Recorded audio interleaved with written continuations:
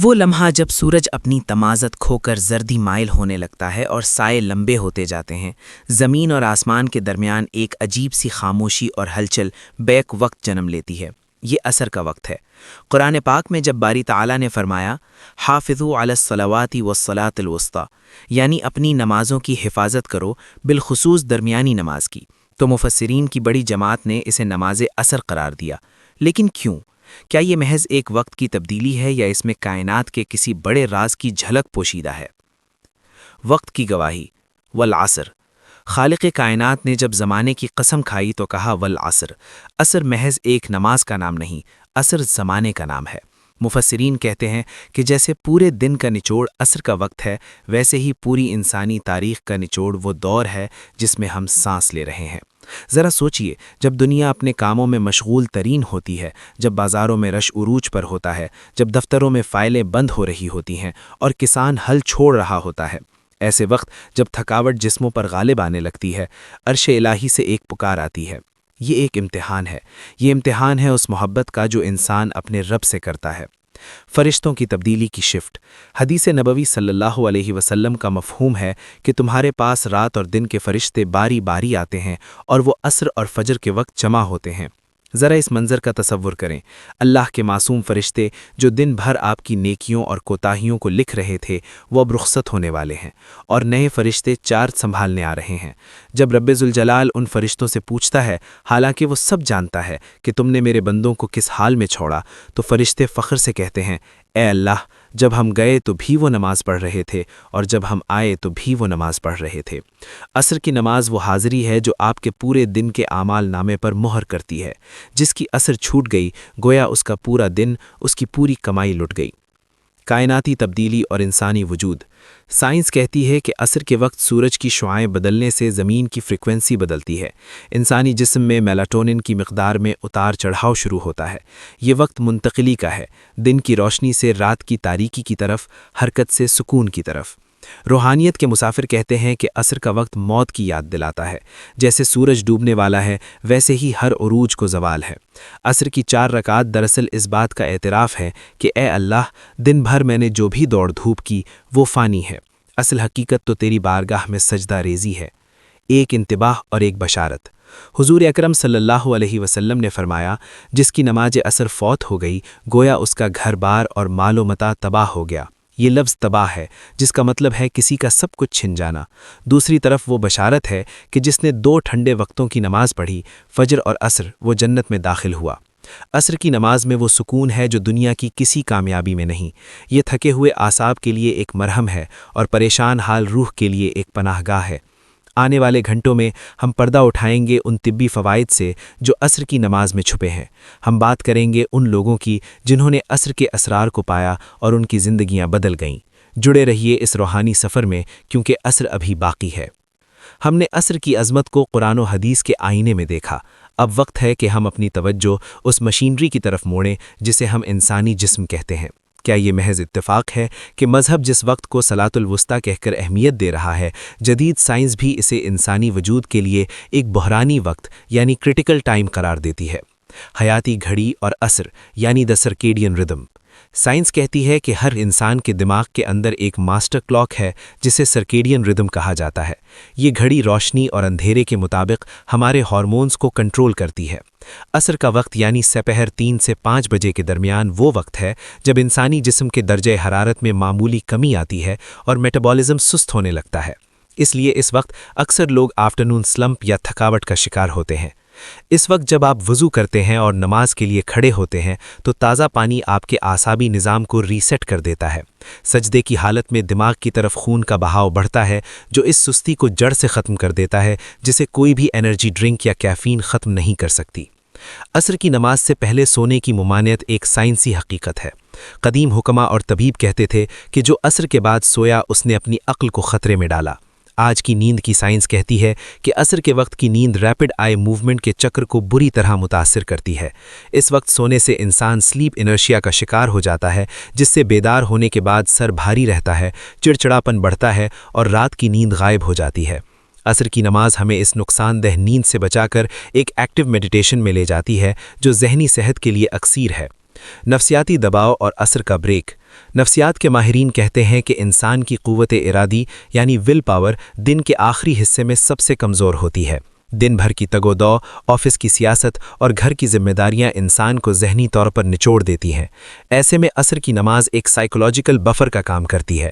جب ایک شخص سب کچھ چھوڑ کر مصلی پر آتا ہے تو وہ لاشعوری طور پر اپنے ذہن کو ڈی کلٹر کر رہا ہوتا ہے۔ یہ 4 رکعات دراصل ایک تھیراپی سیشن ہے جو آپ کو دن بھر کے تناؤ سے نکال کر رات کے سکون کے لیے تیار کرتی ہیں۔ روشنی کا بدلتا ہوا رنگ اور انسانی مزاج۔ عصر کے وقت سورج کی شعاعیں جب فضا کی تہوں سے ٹکراتی ہیں تو نیلی روشنی کم اور نارنجی اور زرد روشنی زیادہ نمایاں ہوتی ہے۔ اسے فوٹوگرافی کی دنیا میں گولڈن آور کہا جاتا ہے، لیکن انسانی نفسیات پر اس زردی مائل روشنی کا اثر تنہائی اور اداسی کی صورت میں ہوتا ہے۔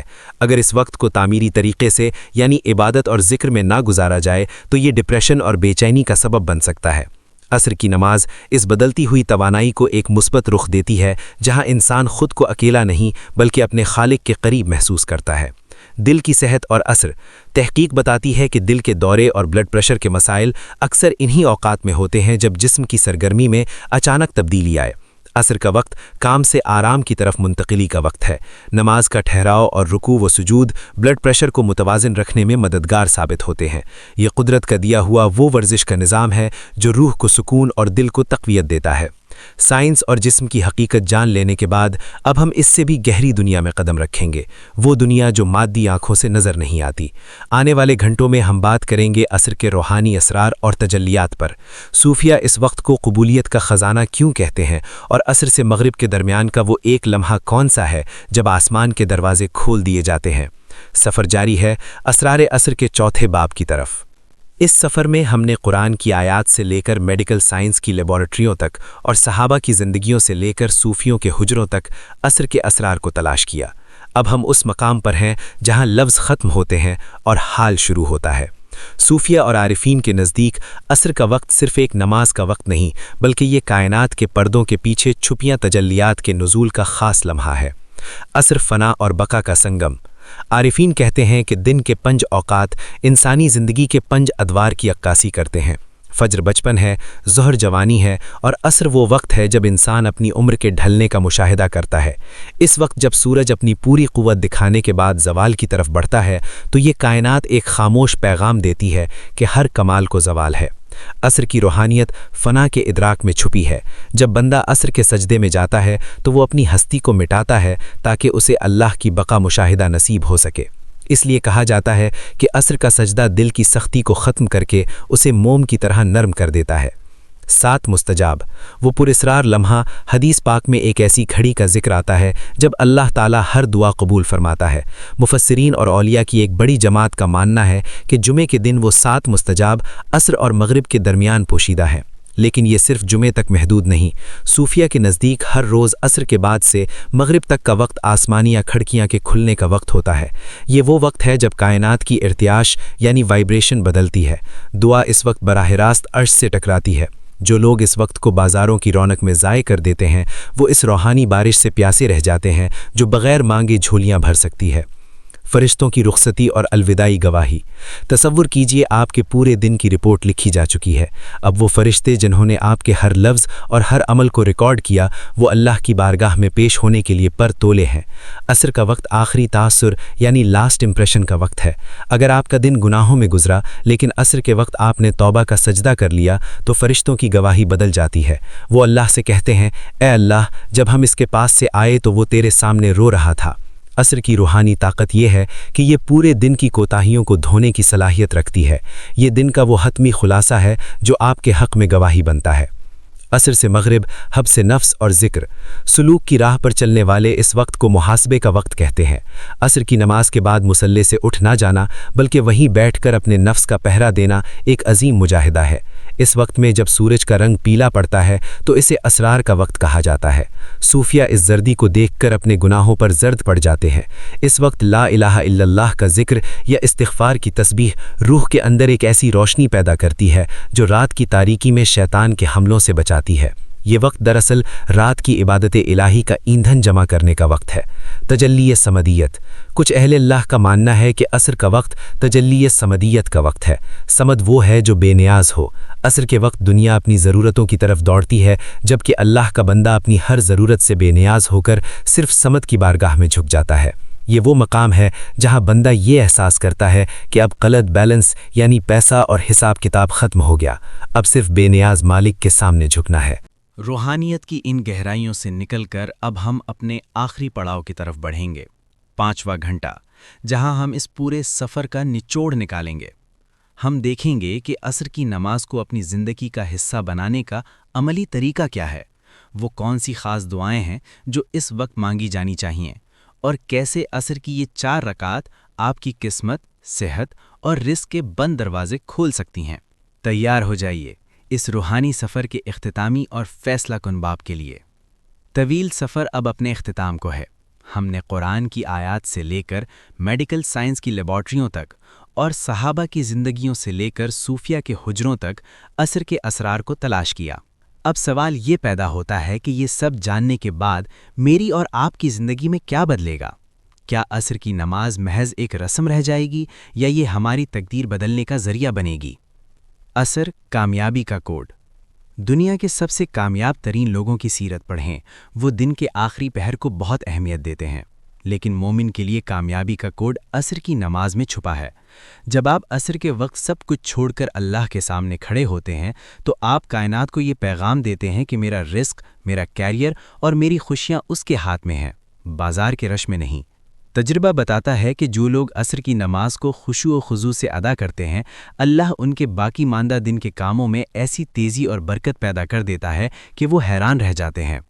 یہ وقت کی برکت کا وہ راز ہے جو صرف نمازی ہی جانتا ہے۔ عصر سے مغرب، ایک گولڈن ونڈو۔ عملی طور پر عصر سے مغرب کا وقت ذہنی سکون حاصل کرنے کا بہترین وقت ہے۔